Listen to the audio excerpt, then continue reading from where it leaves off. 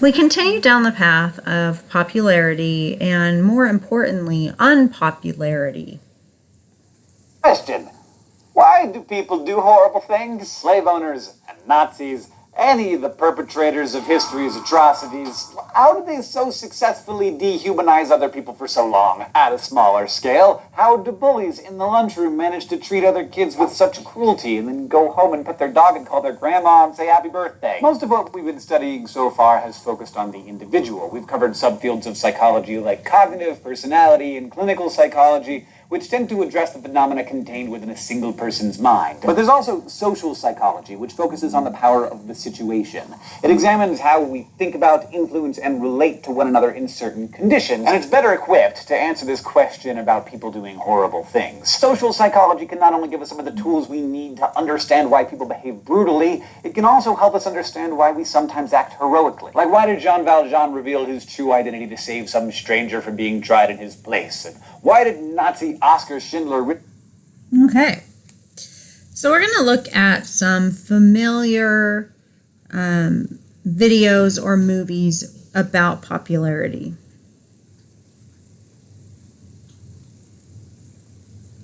Hey,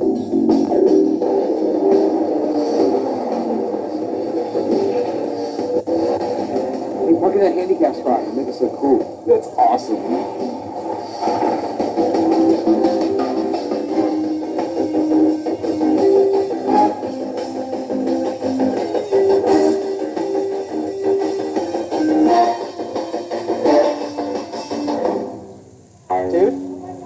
Everybody's two-strapping it. Just stay with one strap. I can't right now. What are you doing? What are you doing? Don't succumb to the peer pressure. What are you doing? You're supposed to use two straps. One strap is peer pressure. No, those are goths. Those are nerds. I don't know what they are. What do they say? I'm so confused right now.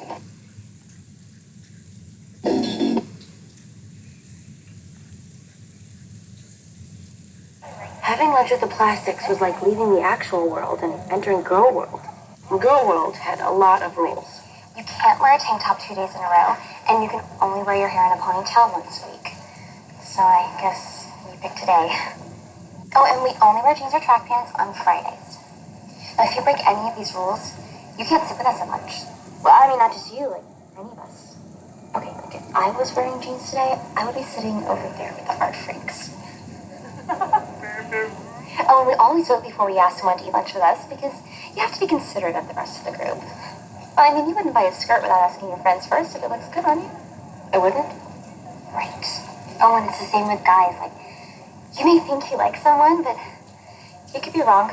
120 calories and 48 calories from fat. What percent is that?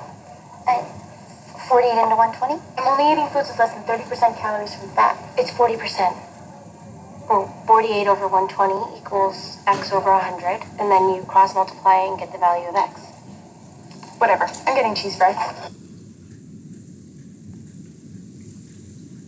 Why do people rage on Twitter? Well, for the same reasons you scream death at that little old lady for driving 5 under the speed limit and play different music at your party than you would at home alone.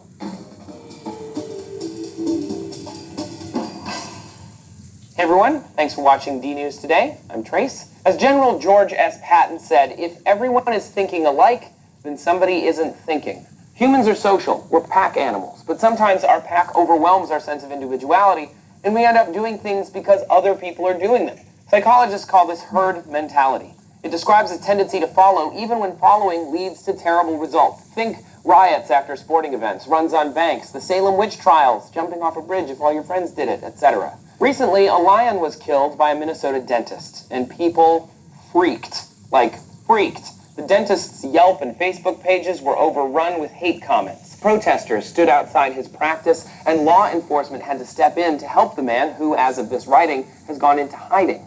The thing is, regardless of how the lion was killed, the circumstances of which are being investigated, and regardless of how people feel about big game hunting, why is he being attacked by strangers? The herd mentality has roots in social pressure. We all want to be accepted, and in times of stress, that pressure is even more powerful. When people join crowds, they lose a sense of individualism, causing lowered inhibitions and restraints. Studies show that people in a crowd feel less guilt. At this point in Wicked, Elphaba is about to be hunted down and killed. Let's see what happens next.